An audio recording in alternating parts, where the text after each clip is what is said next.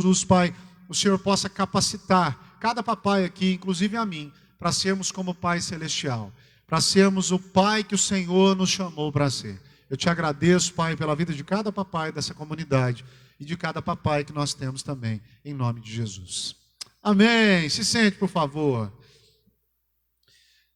Tem uns que não ficaram de pé, mas estão casados. Quem sabe esse ano, né? Vai que, né? Vai que. Você vai ver o tanto que vai ser mais simples a sua vida. Sabe de nada, inocente. Tem gente que fala assim, ó, quando vier filho não vai mudar nada na minha vida. Ó, Joab não está aqui de manhã, porque tem 2 pequenos. O Leandro não está aqui, porque tem um pequeno, uma pequenininha também. Então, é complicado. Como a nossa vida vira de ponta cabeça, mas vale a pena, né? Para quem é papai, você olha lá na frente, você fala, poxa vida, valeu a pena. Bom, queridos, nós estamos no estudo de Amós, chegamos no capítulo 4, queria que os irmãos abrissem suas Bíblias. Amós capítulo 4, do verso 1 ao verso 5. Eu estou lendo na versão NVT, que foi a mesma que o Jorge, hoje pela manhã, abriu o culto para nós.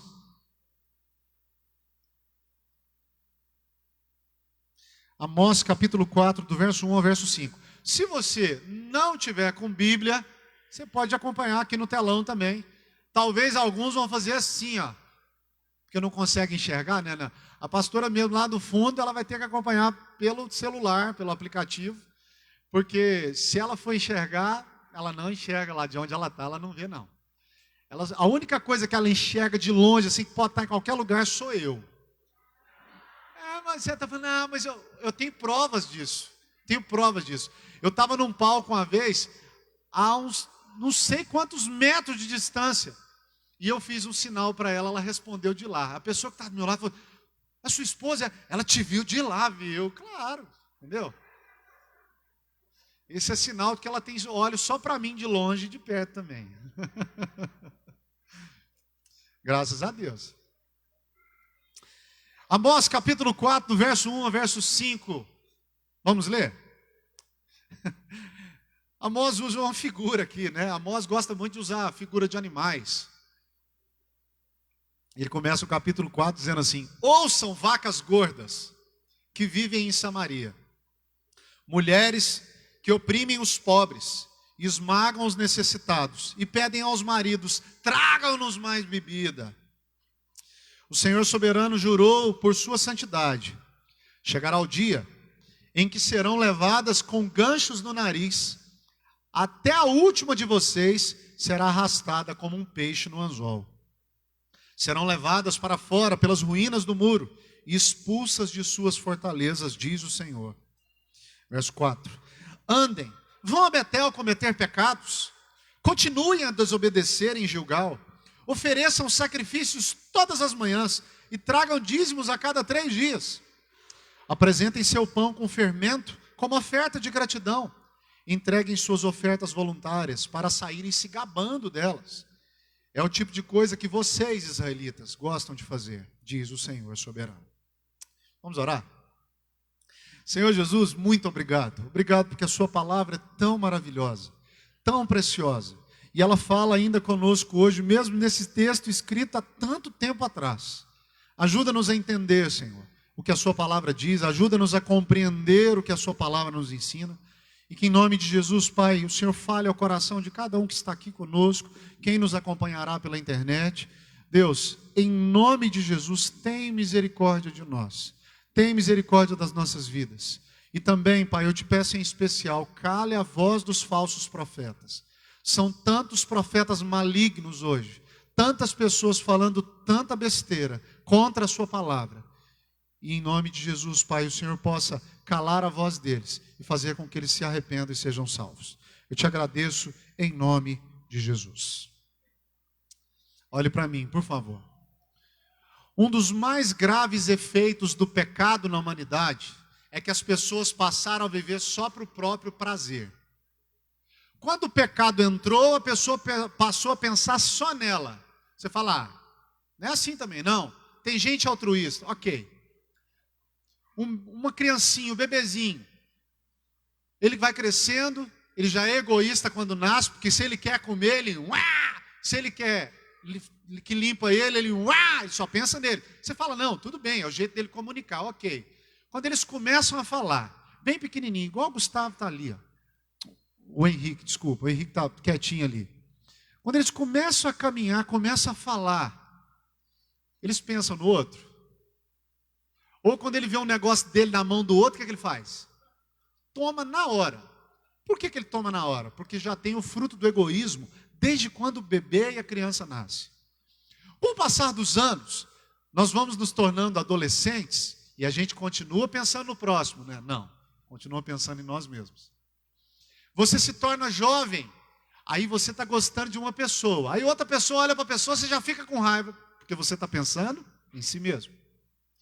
Lá na frente, eu gostei demais do slogan do Sport TV nas Olimpíadas. O slogan da Sport TV é assim, tirando o melhor de você, revelando o melhor de você, uma coisa assim. Aí um cara escreveu assim, gente, revelando o melhor de você, torcendo para uma menina de 10 anos cair do skate. Porque tinha gente torcendo contra, né? Revelando o melhor de você. Seu time está lá, o Brasil está lá jogando, você fala assim, erra miserável, você está torcendo para o outro, então você não está revelando o melhor. A gente está sempre pensando no nosso melhor, e não no melhor do próximo. E o propósito original de Deus é que o homem vivesse para a glória dele, com isso ele ia pensar mais no próximo. Mas a essência da queda do homem é que o homem volta para a existência dele mesmo, ele acha que a vida é só isso aqui. Eu preciso viver intensamente isso aqui. Eu preciso fazer tudo que eu posso para satisfazer os meus prazeres, as minhas necessidades. Então o pecado tirou Deus do trono da nossa vida e colocou o nosso ego. Eu tenho que pensar em mim. Afinal de contas, se eu não pensar em mim, quem vai pensar? Então a nossa cultura é mergulhada nisso. Ela é voltada para a satisfação pessoal, o prazer. Também ela é mergulhada numa religiosidade mística, onde as pessoas querem seguir uma religião que só faça bem para ela. Ela quer uma religião que massageie o ego dela. Ninguém aqui quer ser confrontado. Você quer que as pessoas falem que você é o espelho, que você não é o espelho que reflete a imagem do Senhor. Não é. Você reflete o bom perfume de Cristo quando você é um cristão de verdade. Então a sociedade é muito egocêntrica, pensa só em si, muito hedonista, só pensa no prazer. E as religiões de hoje levam para esse lado. Por que tem igrejas abarrotadas de gente? Porque a pessoa está lá passando a mãozinha no cabelo, falando assim, é assim mesmo, pode viver do jeito que você quiser, porque Deus te ama. Essa semana eu postei uma frase do Paul Washer, de uma mensagem dele, e algumas pessoas me perguntaram. Aquela história de Deus ama, Deus odeia o pecado, mas ama o pecador, não é verdade. Porque Deus não separa o pecador do pecado. Ah, mas Deus ama aqueles que Ele escolheu. E Ele escolheu amá-los e pronto. Porque tem gente que caminha para a perdição. Tem gente que... Eu sei que a polícia às vezes fala assim, ó, tem gente que não tem conserto. Porque tem gente que caminha para a perdição. Mas se lá na hora do vamos ver, na hora de morrer, ele se arrepender, aí ele vai ser salvo. Só que nós precisamos entender que hoje essa sociedade, ela caminha dessa forma. E é trágico quando a igreja faz do mesmo jeito como a sociedade. Quando a pessoa pensa assim, eu só preciso do meu prazer. Não, eu não preciso ir para o culto, não. Eu não preciso cultuar, eu não preciso fazer as coisas, não. Eu vou curtir meu prazer. Eu vou andar de bicicleta, não tem problema isso. Mas tem gente hoje que fala assim, ficou um dia sem pedalar, ele quer morrer. Ficou um dia sem fazer uma coisa que lhe dá prazer, ele fica desesperado. Ficou um dia sem ir para a academia, para se olhar no espelho lá, fica doido. Eu sei que a gente precisa fazer exercício, nosso corpo foi feito para movimentar, para ficar saudável. Mas os judeus estavam fazendo exatamente isso. Eles pensavam só no próprio prazer, eles pensavam assim, ó, Deus existe só para me abençoar, Deus não vai me castigar nunca, por quê? Porque eu sou filhinho dele. Eles pensavam, Deus escolheu o nosso povo, então Ele não vai nos corrigir nunca, muito pelo contrário. Deus não vai me castigar porque eu sou salvo. É a frase que quando nós convertemos, eu lembro da minha esposa falar isso diversas vezes. se te faz feliz, então Deus está com você. Não é não, Zé. Não é não. Se eu estou prosperando é porque Deus está comigo. Não é não, Zé. Tem gente que está cheio de dinheiro no bolso fazendo coisa errada.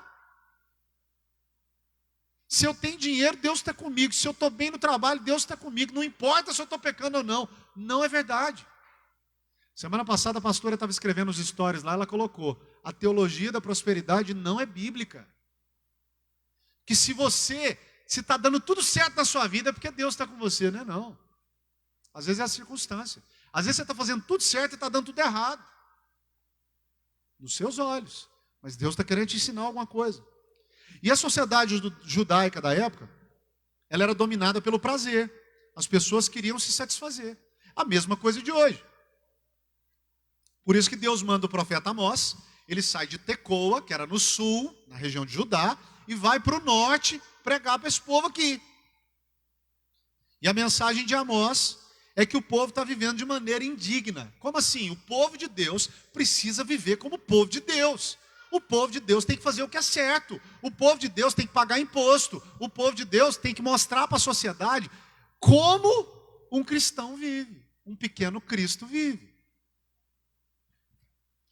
E eles seriam condenados do mesmo jeito que as nações vizinhas, porque o comportamento deles era como das nações vizinhas. O povo que não tinha Deus ficava aprontando. Você fala assim, uma pessoa sem Jesus, ela está aprontando, mas ela não tem Jesus, ok. Mas o povo de Deus estava fazendo a mesma coisa. Semana passada eu falei, a melhor forma que Deus usa para tentar corrigir um cristão é quando ele humilha ele em público na frente de alguém que não tem Deus. Essa semana, história do pastor que abusou de gente, sendo acusado de abusar de gente. Eu já conhecia aquela história há muito tempo. Eu falei nessa igreja há mais de 15 anos atrás. Eu já conhecia essa história, eu não o conhecia, fui convidado por outra pessoa, falei lá. E eu falei isso domingo e começa a estourar escândalo aqui, escândalo ali. É Deus trazendo as pessoas para o concerto. Você fala, que absurdo. Mas se você não ficar esperto, você cai no mesmo erro. Você é tão pecador quanto a pessoa que está fazendo coisa errada. Eu estava dizendo isso para uma das meninas hoje de manhã, vindo para cá. Ela se comparando, mas fulana faz isso, faz aquilo. Eu falei, mas você faz isso e isso. O seu pecado não é menor do que o da pessoa, não. E a gente, quando se compara, você fala, não, mas fulano é muito pior do que eu. Será? Será? Então Deus, como um leão que ruge, fala para eles, eu vou castigar vocês. E o leão ruge para paralisar a presa, porque ele já sabe que vai pegar a presa. Na mensagem anterior, eu contei para os irmãos que Deus chamou os egípcios e os filisteus, falou, subam nos montes, nós vimos isso no final do capítulo 3, suba para os montes, chamou os ímpios, suba para os montes, para você ver o que eu vou fazer com o meu povo. Sobe para o monte, todo mundo aí, vocês vão ver o que eu vou fazer com o meu povo. Porque eles estavam pecando contra Deus. Mas agora Deus faz um apelo dramático para o povo se arrepender. Eu fico pensando, toda a palavra de Deus é sempre um chamado assim, abandone o pecado e vem para Jesus. Abandone o pecado e vem para Deus. Abandone o pecado, se arrepende do pecado e muda a sua vida. Toda a mensagem bíblica está voltada para isso. E esse texto, esse capítulo, ele é dividido em 3 partes. A primeira parte é a parte que nós vamos falar hoje, que Deus faz um juramento. Deus jura por Ele mesmo que Ele vai castigar o povo. A segunda parte, Deus tenta abrir os olhos deles, porque eles estão vivendo uma falsa religião. E depois, a terceira parte, o texto conhecido de Amós 4,12, te prepare para encontrar com o seu Deus. Você imaginou? Se à noite, você não sabe nem se vai acordar no outro dia vivo. Deus aparecer e fala assim, te prepara que você vai encontrar comigo. Tem gente que fala assim, eu não ia tirar nem minha roupa, né?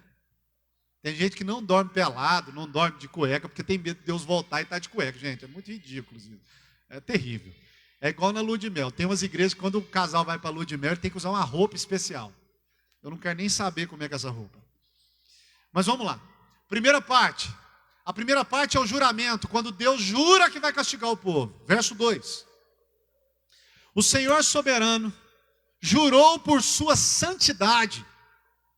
Chegará o dia em que serão levadas com ganchos no nariz, até a última de vocês será arrastada como um peixe no anzol. Verso 3, serão levadas para fora pelas ruínas do muro e expulsas de suas fortalezas, diz o Senhor, de seus palácios. Deus faz um juramento que vai castigar o povo. Um povo mais poderoso ia passar e ia destroçar o povo, ia acabar com a nação. Então Deus jura por si mesmo, algumas vezes na Bíblia. Mas por que ele jura por si mesmo? Porque não tem ninguém maior do que ele. A gente normalmente jura por algo que é maior, né? Juro por Deus. Uma frase que o ser humano usa, né? Juro pela morte da minha mãe. Você já deve ter falado isso. Você está querendo dizer a verdade, né? Nem precisa. A Bíblia fala que você não precisa jurar. Mas Deus jura pela santidade dele. Ele jura pela sua misericórdia e jura pelo nome dele, porque ele está acima de tudo, para afirmar que a palavra vai ser cumprida. Existem duas ocasiões que Deus jura pela sua santidade. Uma é no Salmo 89, quando ele fala para Davi: fiz um juramento a Davi, em minha santidade não minto. E a outra passagem é essa que nós acabamos de ler no verso 2. Deus está irado com o povo e fala: olha, eu juro pela minha santidade que eu vou castigar vocês. Vocês estão fazendo errado, e eu juro pela minha santidade que eu vou castigar vocês. Deus se apresenta como aquele que é completamente santo. A santidade de Deus o separa do pecado e dos pecadores. Volto a falar da frase que eu falei essa semana, que eu coloquei.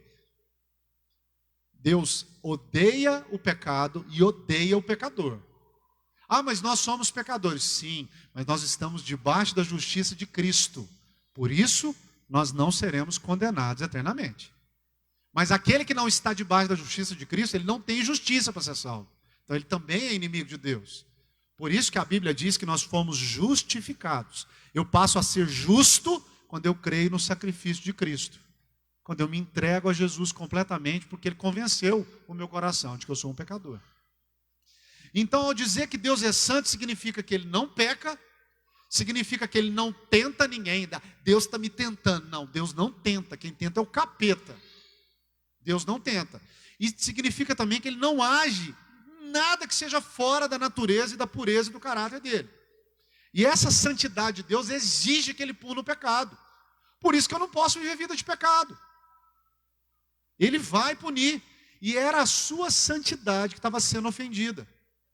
A santidade de Deus estava sendo ofendida pelo povo dele. Pensa, você espera, igual que você fala assim: ah, você esperava coisa ruim de todo mundo, menos de alguém que está na igreja. Mas acontece. Ah, eu esperava traição de qualquer pessoa, menos do irmão fulano. Acontece. Então Deus diz: tão certo como eu sou santo, que isso quer dizer, ele está jurando pelo nome dele, eu vou punir vocês. Olha que situação terrível. O povo de Deus se comporta mal e Deus é obrigado a punir. Olha, eu tenho que punir vocês. Eu juro que eu vou castigar vocês, e Deus castigou. A Síria estava descendo, se você vê o mapa, está Galileia, Samaria e Judeia. A Síria vem descendo para brigar contra o faraó, o rei do Egito. E no meio do caminho pega Israel e destroça Israel. Acaba com Israel. Arrebenta tudo. Acabou com o reino do norte. Porque Deus cumpre a sua palavra, Ele não mente. Ele não é homem para mentir. Outra coisa, o que levou Deus a fazer um juramento tão pesado que é castigar o povo? Amós apresenta dois quadros, dois problemas. O primeiro deles, o egoísmo. Acabei de falar que o ser humano só pensa em si. Existe uma classe muito abastada no meio do povo de Deus, rica, rica, rica, rica, que ele compara com vacas. Ele vai comparar as mulheres com vacas, não no sentido pejorativo, porque as vacas de Bazã, que na outra versão diz, vacas gordas, eram vacas que elas eram bonitas, eram vacas que comiam insaciavelmente, ficavam gordonas, eram vacas para o abate. Pensa naquelas vacas bonitonas. Então ele compara isso, porque ele era um agricultor, um pequeno pastor de ovelhas, ele era um cara que ele sabia, ele entendia. Então ele usa a comparação da época, que a gente pode entender hoje dessa forma. E ele viu o jeito que os nobres e poderosos estavam fazendo com o povo de Deus. E Deus estava mandando ele profetizar. O segundo quadro, então o primeiro era a injustiça das pessoas que estavam oprimindo as outras para ficar rica, no meio do povo de Deus. E depois os templos frequentados em Betel e Gilgal. O que aconteceu? Jeroboão, quando houve a separação das tribos, Jeroboão saiu com 10 tribos e Roboão, filho de Salomão, saiu com 2. Jeroboão falou assim, ó, vocês não vão para Jerusalém mais não, porque Jerusalém ficava na região das outras tribos, das outras duas. Ele construiu um templo em Betel e outro em Gilgal. Tinha mais um templo, mas ele pegou 2 bezerros de ouro, pôs um em Betel e pôs um em Gilgal. Falou assim, ó, esses são os deuses que tiraram vocês do Egito. Um bezerrinho de ouro. E eles iam adorar nessas cidades. Então o cara chegava para entregar o dízimo, chegava para oferecer o sacrifício dele, tinha um bezerro, ele, bezerrinho, ajoelhava diante do bezerro. Então Deus está dizendo, olha, esse culto de vocês é hipócrita, não faz diferença nenhuma. E a gente vê muito isso hoje, no meio de um culto idolatria, no meio de um culto, Arca da Aliança, que a pessoa fica, se você tocar nesse negócio você vai morrer. No meio do culto, a pessoa fala assim, vão vestir de sacerdote, vão entrar. Tudo isso passou. Tudo isso não é bíblico. Tudo isso são coisas que cumpriram em Cristo. E essas duas coisas então fizeram Deus castigar o povo. Primeiro, pelo jeito luxuoso que eles viviam, indiferentes com os pobres, do verso 1 ao verso 3, e do verso 4 e 5, por causa da falsa religião. Mas como os ricos e poderosos viviam em Israel? Ele se dirige primeiro a esses. Deus dirige um juramento às mulheres de Samaria, que era a capital. Verso 1. Ele diz assim, ouçam vacas gordas que vivem em Samaria, mulheres que oprimem os pobres, esmagam os necessitados e pedem aos maridos, tragam mais bebida. Esposas dos oficiais ricos, dos fazendeiros. E Amós usa essa expressão das vacas gordas, as vacas de Bazã, na região da Transjordânia, que a gente já ouviu muito falar por causa daquela guerra que teve há um tempo atrás. Chamar uma mulher de vaca, como eu disse, não tem sentido pejorativo nesse texto. Para nós tem. Outro dia eu vi uma amiga falando para a outra assim, sua vaca. Isso aí, na nossa cultura, quer dizer outra coisa. Então, essas mulheres de Samaria viviam para o próprio prazer. Elas queriam luxo, deleite o tempo todo. Elas viviam em mansões. A gente viu no capítulo anterior que eles tinham camas feitas de marfim. Coisa caríssima. Feita de dente de elefante. Elas eram insaciáveis. Elas só pediam para os maridos fazer festa e trazer mais vinho.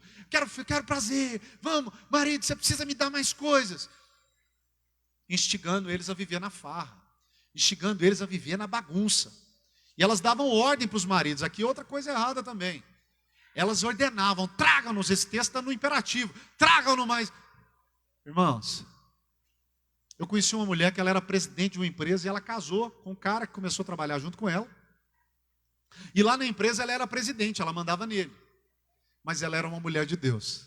Quando ela chegava em casa, ela sabia que o líder da casa era o marido dela. Então ela dizia isso até nas reuniões. Aqui, quem manda nessa paçoca toda sou eu, porque eu herdei do meu pai. E com o passar dos anos, ele até foi ajudando ela muito, porque ela era muito boa administradora. Mas em casa, o marido é o líder. Por quê? Porque a Bíblia diz isso. Esse é o modelo que Deus criou para o casamento. O homem, para proteger a esposa, amá-la de maneira sacrificial, como Paulo acrescenta em Efésios 5. E a mulher, para estar junto com o marido na missão que Deus deu para ele. E então, que não é pecado, a mulher está apoiando o marido em tudo. Os irmãos estão entendendo o que eu estou falando?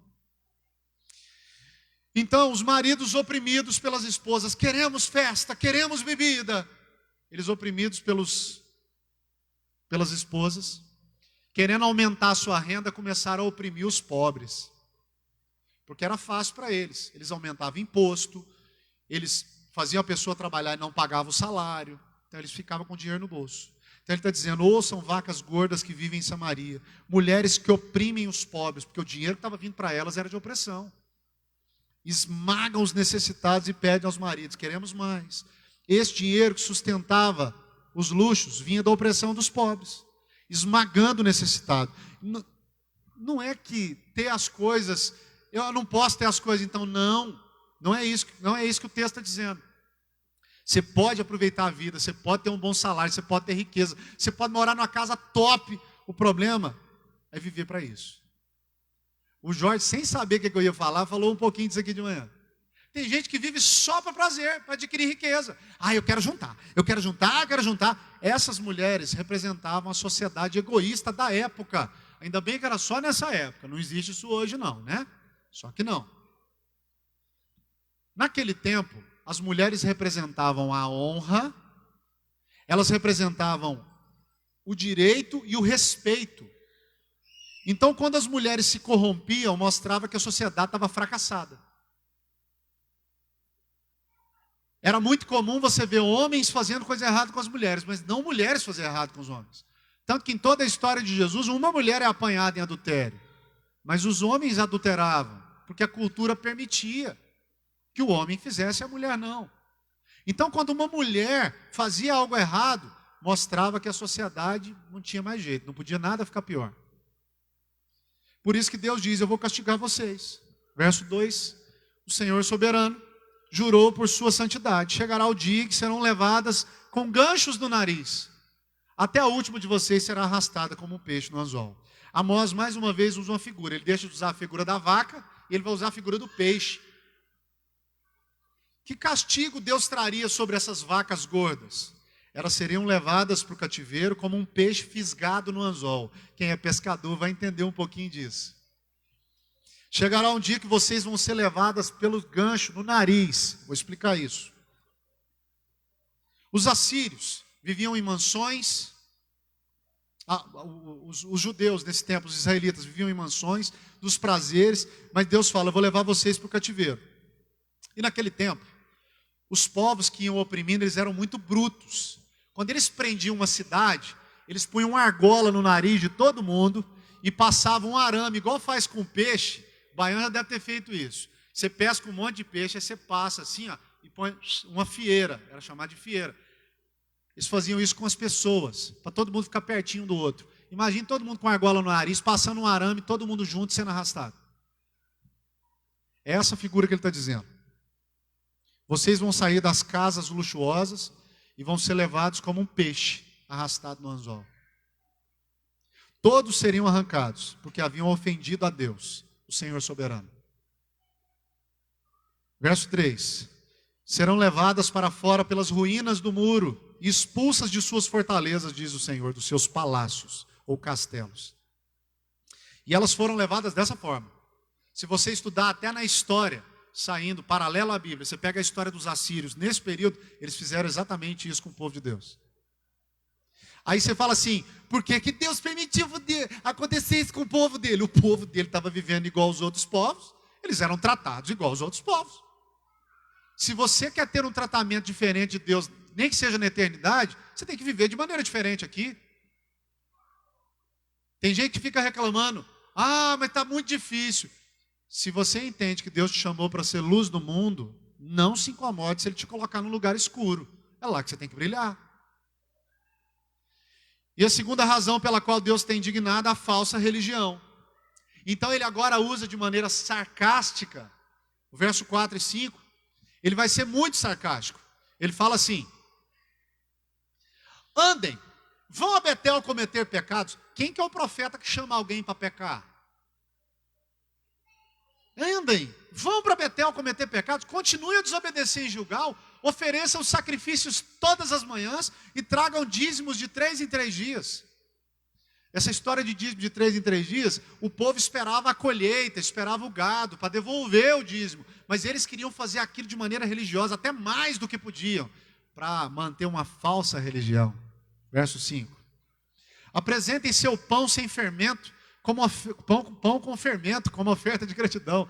Entregue suas ofertas voluntárias para saírem se gabando delas. É desse tipo de coisa que vocês, israelitas, gostam de fazer, diz o Senhor soberano. Vocês se gabam disso. Olha que situação mais sarcástica que ele está criando. Jeroboão tinha feito um lugar de adoração, como eu disse, em Betel e em Gilgal, mas eles fizeram um bezerro de ouro. Imagine você vindo trazer alguma coisa como oferta e está lá um bezerro. É idolatria. Amós está dizendo para eles, olha, vão cometer pecados. Continuem a desobedecer. Vem pecar, vem desobedecer. Então esse chamado era para o culto falso que eles estavam fazendo. Mas eles pensavam que estavam servindo a Deus, mas eles sabiam que a lei dizia que não era daquele jeito.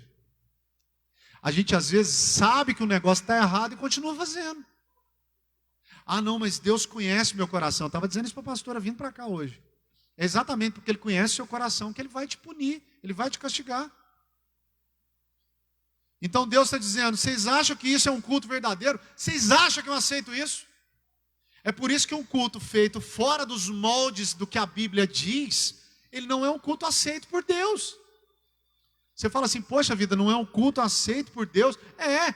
Então quer dizer então que tem igrejas que estão fazendo um culto que não é de Deus? Exatamente. Pode acontecer? Pode, estava acontecendo aqui, ó.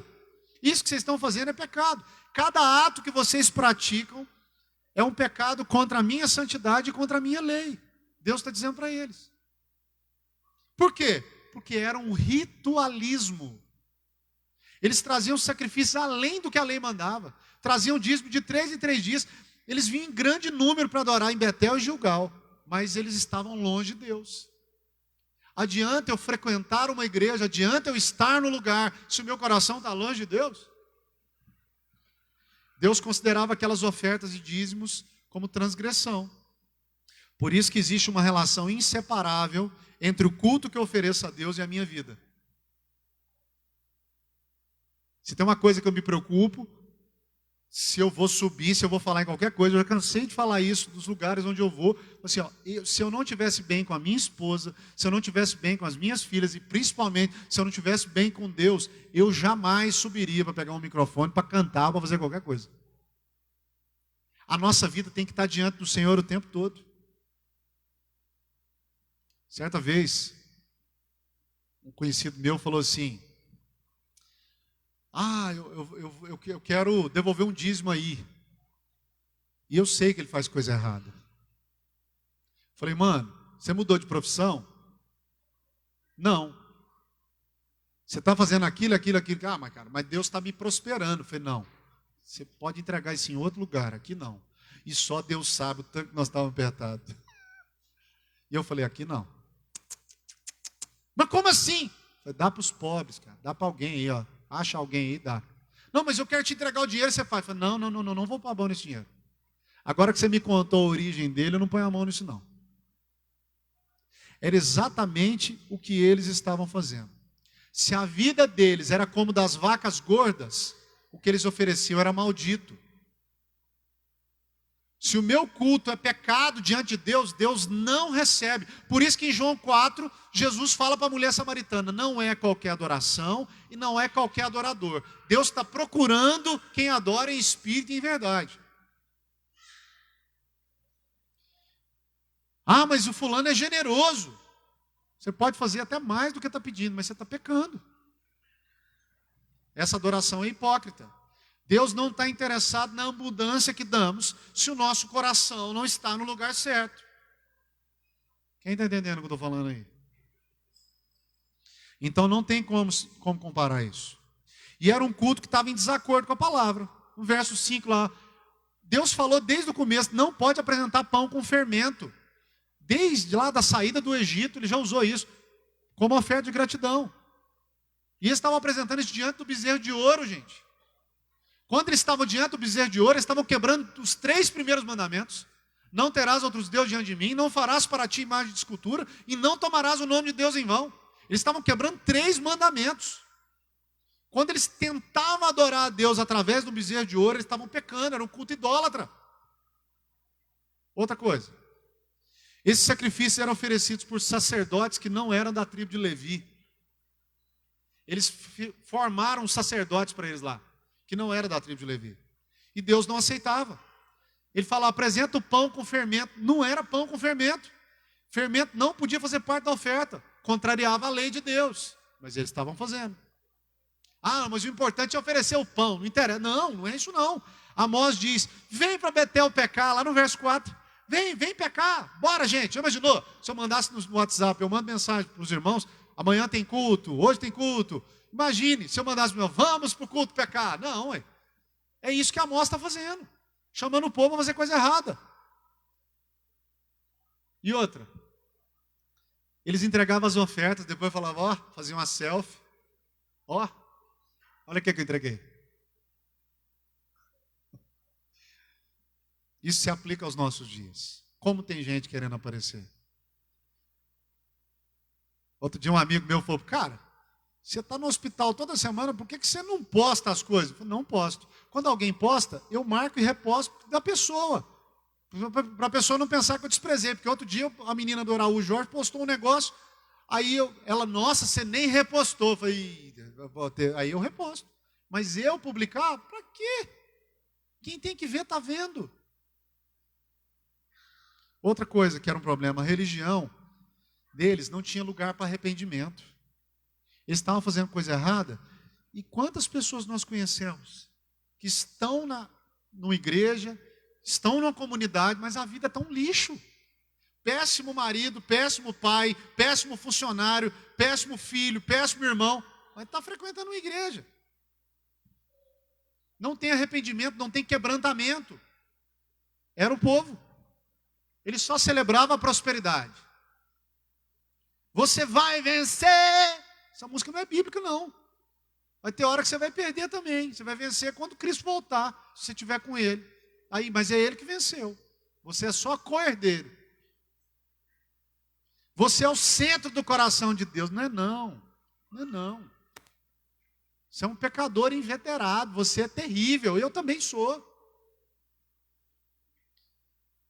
Se está fazendo algo errado agora, é porque sua carne é fraca. Um dia você vai vencer. Não, a carne é forte, por isso que você está fazendo errado. É o contrário. Você é extraordinário. Não é não, você é um bom pecador. Não tinha arrependimento, não tinha lágrima. E Deus diz, eu vou castigar vocês. Eu juro pelo meu nome que eu vou castigar vocês. Pela minha santidade que eu vou castigar vocês. Pelo jeito que vocês vivem. Egocêntricos. Como a sociedade de hoje, nós tendemos a ser do mesmo jeito. Eles oprimiam os pobres para ter as coisas, para ter farra. Outra coisa que eu falo, o culto de vocês é falso. Eu não aceito o culto de vocês. Juro pela minha santidade que eu vou castigar vocês. E nós temos algumas lições para aprender nesse texto, já estou caminhando para o final. Primeiro, o pecado não é ter riqueza. Você pode ter coisa boa. Você pode ter um carro maravilhoso. Você pode ter conforto financeiro. Você pode ter um monte de coisa. Pode desfrutar disso, porque Deus é quem dá isso. Deus concede isso muitas vezes como cortesia, porque nós não merecemos isso não. Não é pecado ter recurso financeiro. Pecado é quando você vive para isso. Isso se torna a razão da sua vida. Você não consegue parar de trabalhar. Você não consegue parar de ter as coisas. Pecado é quando você, para ter esse nível de vida, começa a ser desonesto. Começa a passar os outros para trás. Quando você se torna uma pessoa totalmente egoísta nesse sentido, isso se torna o seu Deus. Aí você vai ouvir o juramento de Deus. Eu juro pela minha santidade que não vai ficar assim. Aí a mão de Deus pesa. Segunda lição. Esposas podem levar os maridos a práticas opressoras e desonestas para ter as coisas, exigindo um estilo de vida acima do possível. Nós atendemos um caso assim.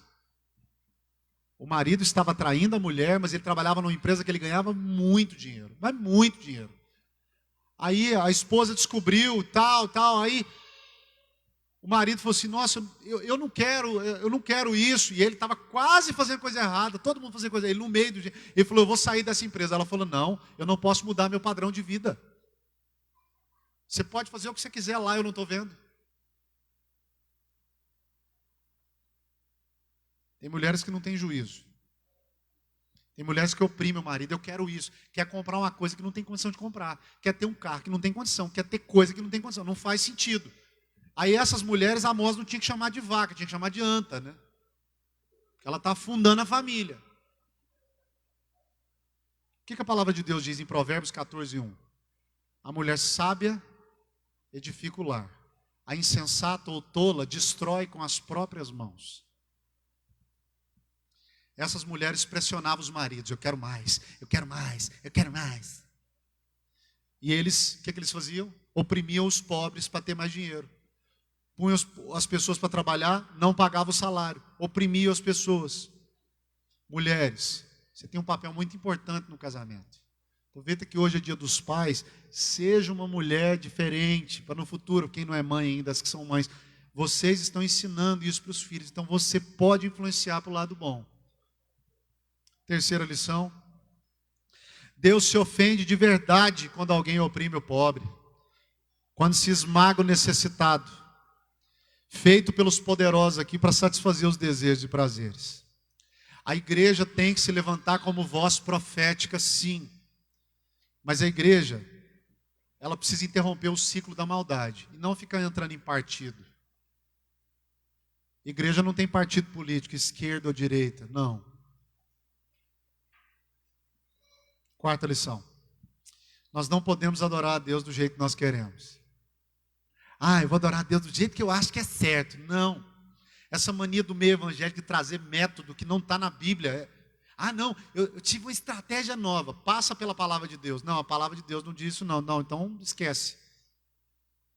Não, mas essas são estratégias, novas formas de cultuar. Talvez Jeroboão pensou a mesma coisa fazendo os bezerros. Eu vou fazer o povo não sair daqui, vão pôr uns bezerrinhos lá no templo. Deus não aceita ser adorado de qualquer jeito, a Bíblia é clara. Como que o culto deve ser? Em primeiro lugar, cristocêntrico. Eu sempre digo para a turma da música, cuidado com as músicas. Cristocêntrico, voltado para a pessoa de Cristo, para o Deus triuno. Não pode ser antropocêntrico. Não é? Por isso que eu digo, você é o espelho que reflete. Não é. Não é. Não chore se o mundo ainda não. Essa música não é bíblica. Ela é um desserviço. O culto não pode ser um show. Vamos adorar quem está lá na frente. Não, não é entretenimento. É para glorificar a Deus. E o nosso papel como pastores, como igreja, é ensinar isso para você. Para que na sua casa você continue vivendo dessa forma. O que a Bíblia fala que são os elementos do culto? Cânticos, leitura bíblica, oração, pregação da palavra, recolhimento de dízimos e ofertas e pronto. Não tem nada além disso. Nós não podemos colocar um pau de sebo. Outro dia puseram um pau de sebo dentro de uma igreja. Eu já fiquei pensando naquela coluna ali. Falei, cara, se a gente fosse... o cara colocou um pau de sebo dentro do culto, gente.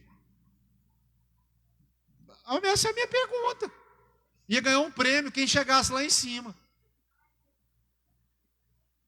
Jogar água no povo. Vamos jogar água para limpar o povo. Deixa ele tomar banho em casa, velho. Eu estou dizendo isso há muito tempo, já atos proféticos. Não existe mais ato profético. Por quê? Porque o profético se cumpriu em Cristo. Não existe mais a arca da aliança, não tem o poder que ela tinha, porque Cristo já veio. A arca era o símbolo da presença de Deus. Agora nós já temos Cristo e o Espírito Santo dentro de nós, que cremos em Jesus. Olha o que Amós está dizendo. Venham pecar, vem todo mundo fazer coisa errada. Quando a gente inventa moda nos cultos, nós estamos pecando. Nós precisamos ser bíblicos. Quinta lição e última. Arthur, pode vir para cá. O nosso Deus é santo. Kesley, pode vir também, por favor. Nosso Deus é santo e sua santidade requer que Ele santifique seu povo, que Ele comprou com o sangue de Jesus. Assim como Ele jurou que Ele castigaria o povo pela sua santidade, Ele jura por sua misericórdia que Ele vai santificar esse povo para a glória eterna. Deus não falha na sua palavra.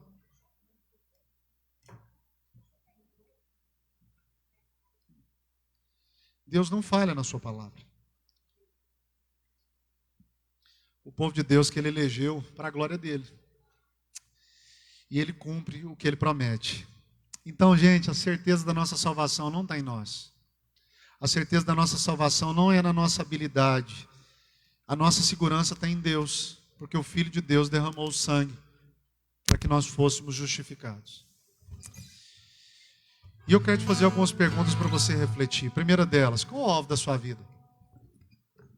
É como o Jorge disse aqui no começo, é só acumular bem, ter as coisas, ganhar bem, ter um bom emprego, carro do ano, apartamento. Isso não pode ser a razão da sua vida.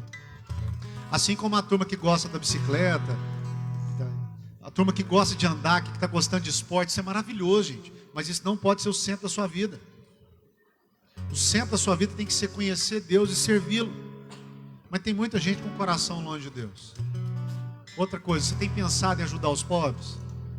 Isso tem uma coisa que eu não consigo dormir sem pensar e comer sem pensar, de que forma eu posso ajudar quem tem menos, quem está precisando de ajuda. E uma palavra para você que talvez já tem muito recurso. Tem gente que começa a ganhar dinheiro, aí deixa de vir.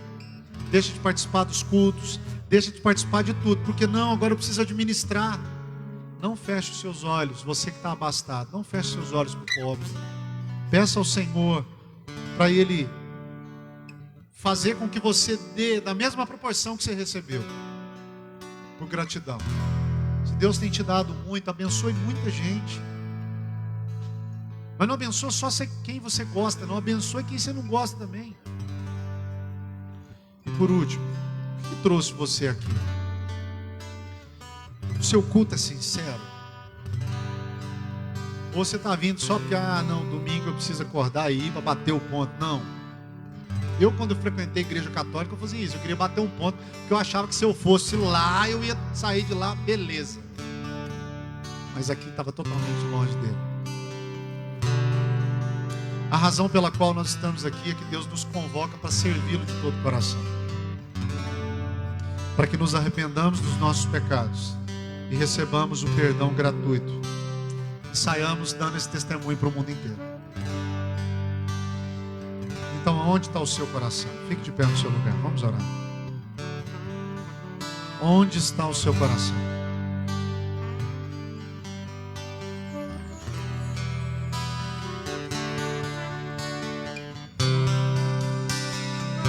Vamos cantar, feche seus olhos.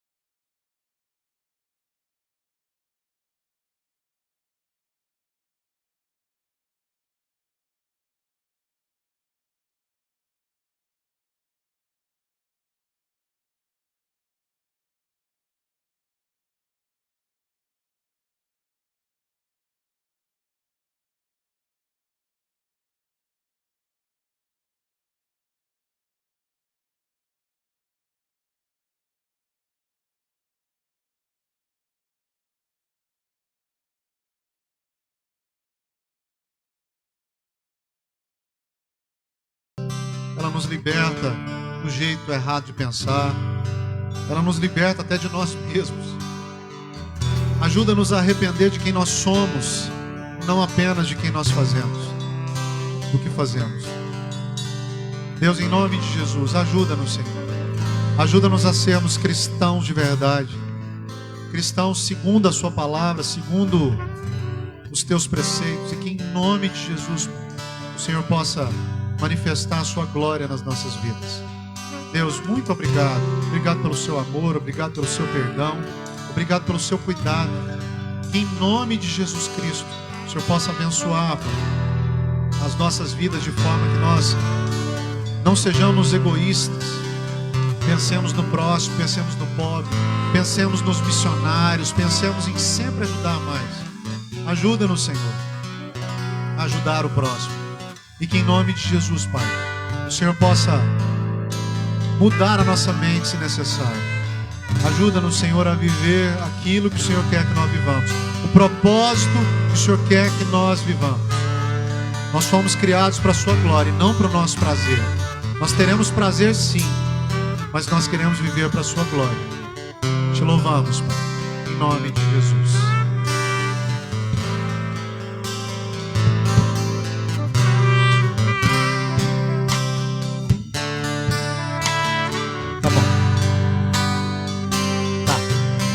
Queridos, se sente só um pouquinho. Você que é papai e está aqui, se o seu filho estiver aqui, ele vai vir aqui buscar um presente para você. Nós preparamos uma lembrança para os papais. Então você que é filho,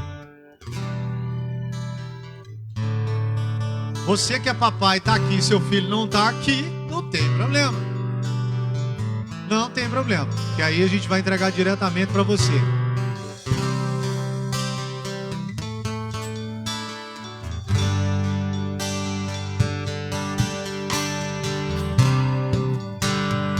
Pegou, pode entregar pro papai, pode ir.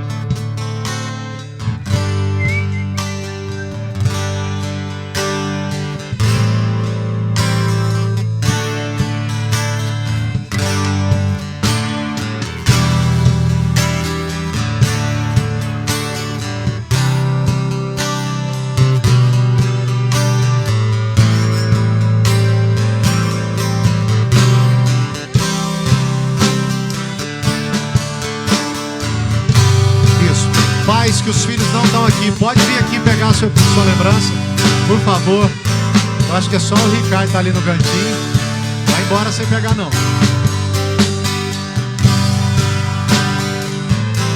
Já pegou, William? William, já pegou? Você pegou um sobrinho emprestado para levar você? Amém. Amém. Vamos ficar de pé. Nós vamos terminar com essa canção, mas antes, vamos clamar ao Senhor. Fique de pé de novo, por favor. Que a graça do nosso Senhor e Salvador Jesus Cristo, a comunhão do Pai, o amor do Pai, as comunhões e as consolações do Espírito Santo estejam sobre nós cada dia mais.